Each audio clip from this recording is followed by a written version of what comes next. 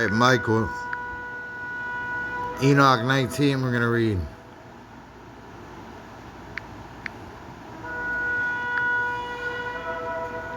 And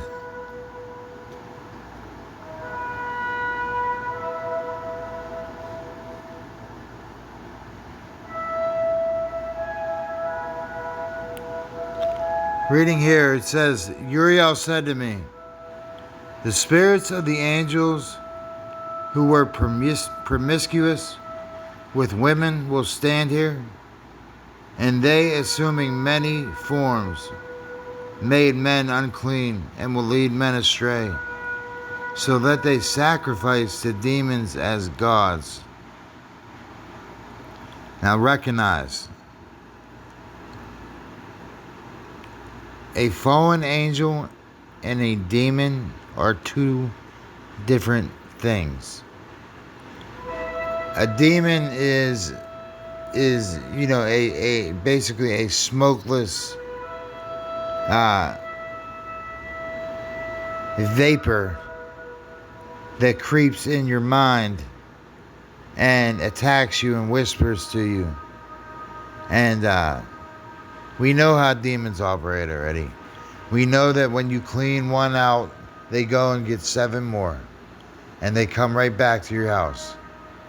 So it's important to resist lust, resist adultery, resist immoral things.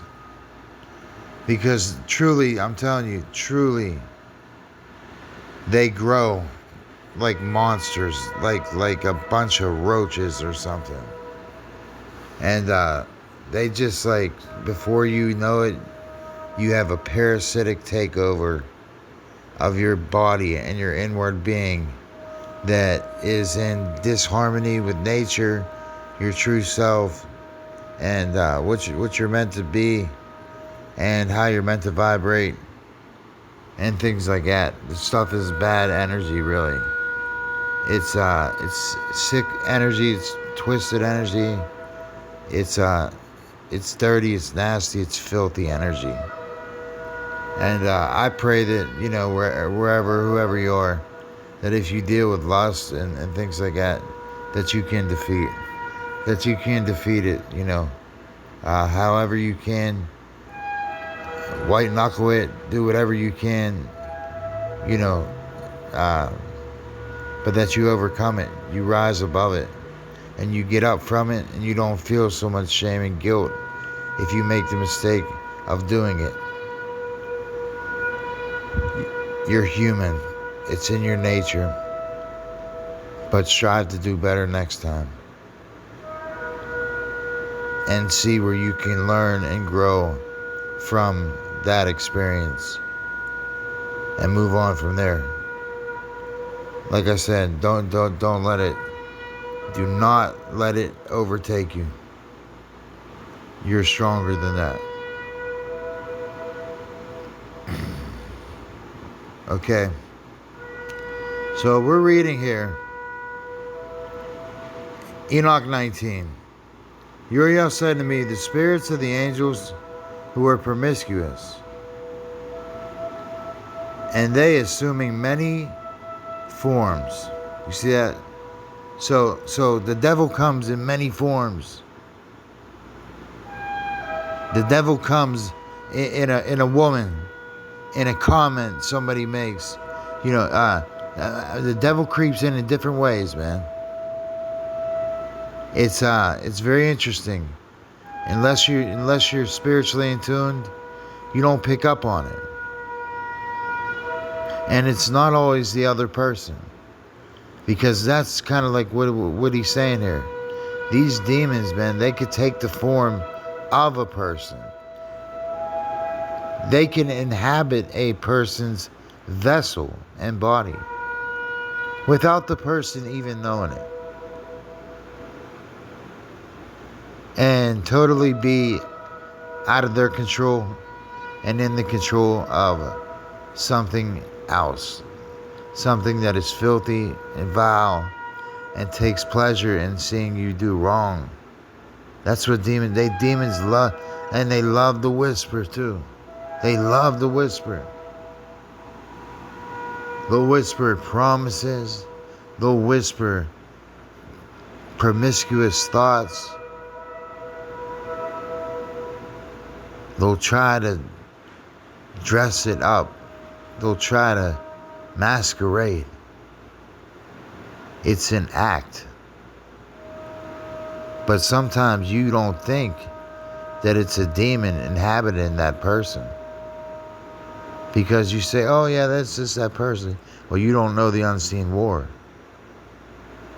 You don't know how quick somebody can jump into somebody else's body.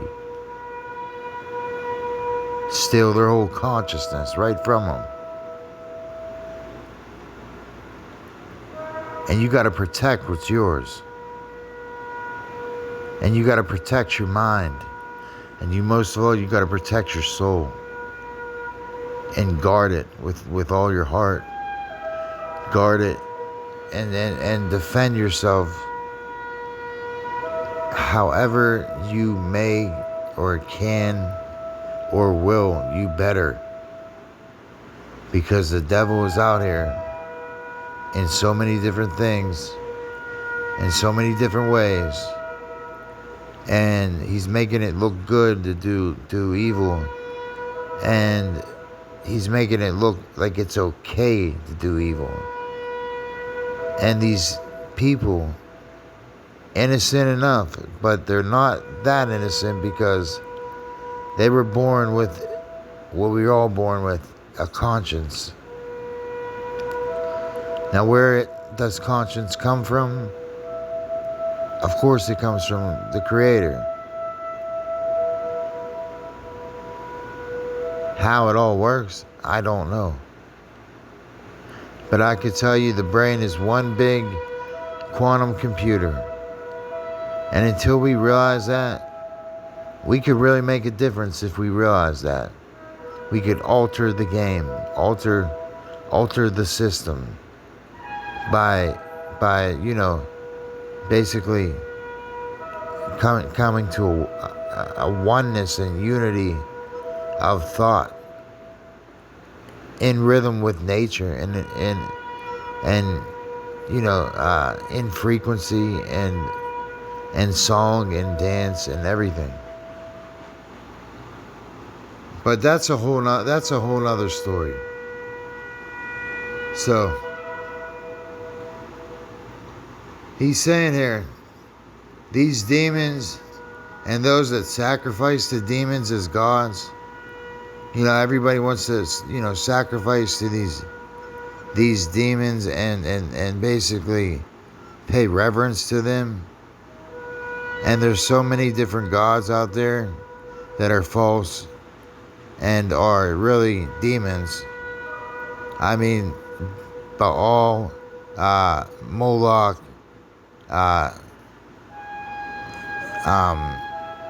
Pazuzu, I mean, you name it. The Hindu gods. I mean, what's her name? Kali.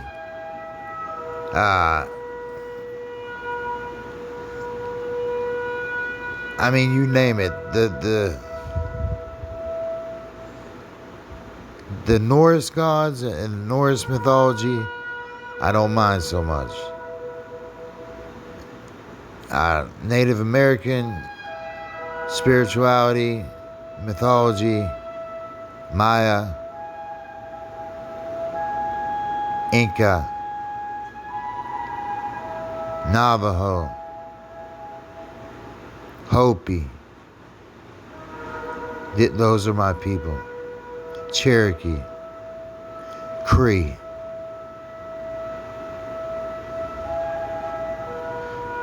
Viking.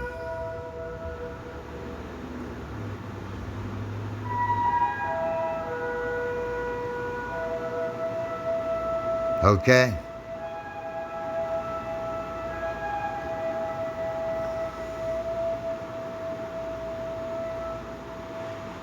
So those that sacrifice, like it says in the Bible, putting their kids through the fire of Moloch. burning them. And as sad as it is to think about, don't think something like that flood with 20 children or teenagers dead or missing, I'm sorry. But more than likely, I mean, I don't know if they were kidnapped. I don't know if they were sacrificed. You don't know with these things. But it's very convenient that 4 in the morning, a flash flood storm just pops up and drowns a whole lake 30 feet deep, however deep it was. And 20 kids. I mean, it looks like an amazing wreckage, but I don't know. It seems like what they always do. They do their little sacrifices and things like that, and yeah, they basically do their rituals on certain days according to whatever their druid magic. What they practice is druid magic. That's about as deep as I can get, man. I really never really got into the druids, but apparently that's what the most elite of elite worship. They're druids.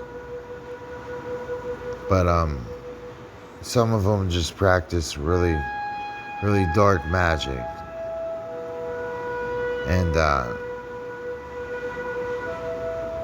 yeah, last time I checked, magic was illegal. I mean, it was against the law, like really. Like it's like the Vatican, they practice magic. It's against the law. That's deceit. That's the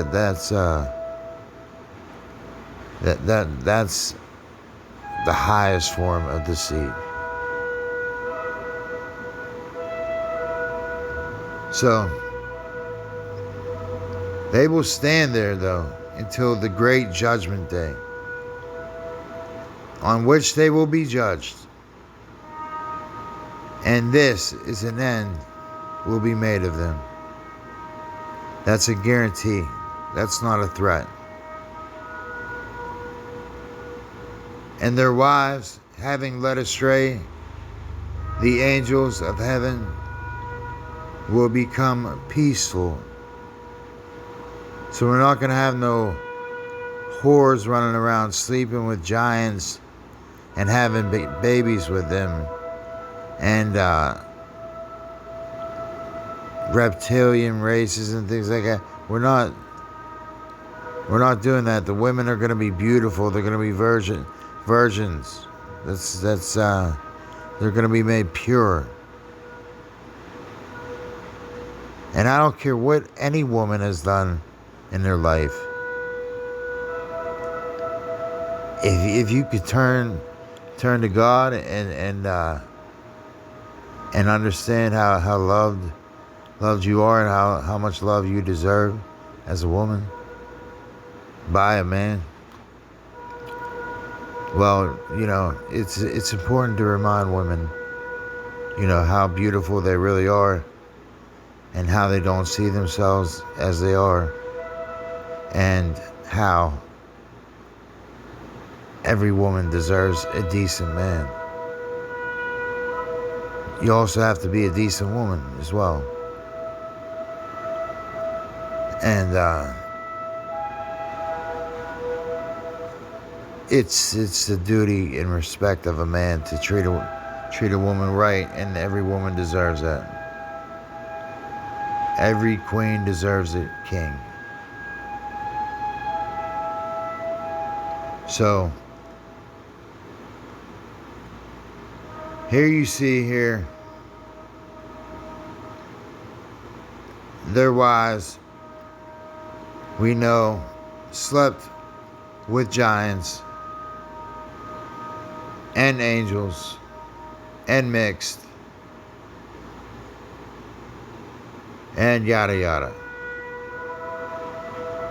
So, we're talking about the sons of God. The Elohim, meaning some Anunnaki. Yes, 200 fell. 200 disagreeable. Remember, there's a separation between some angels. Agreeable ones and disagreeable ones. The agreeable ones, well, they're the ones trying to teach you and tell you about this, no matter where you are, and not for price or reward. No. True, good, holy angels do nothing for their own glory or for any other glory but for Yahweh's. And that's that. And always we walk the only way, the straight way. I told you, first Christians were followers of the way. Paul murdered people from the way. The way was a threat because the way was the Essenes, the Nazarenes, the Charistas. Okay?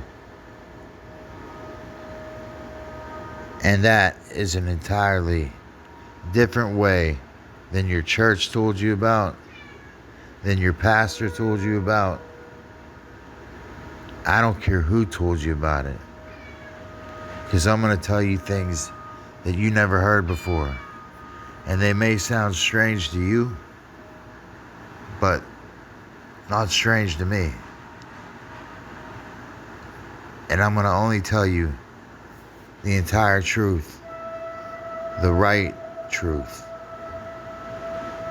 the real truth, the truth that you could feel inside your bones, the truth that wakes you up and recognizes you, because all I am is just another you. And we call it the Dana. In the Navajo, we call it the Dana, meaning the holy people. I am you and you are me in Lake Shee.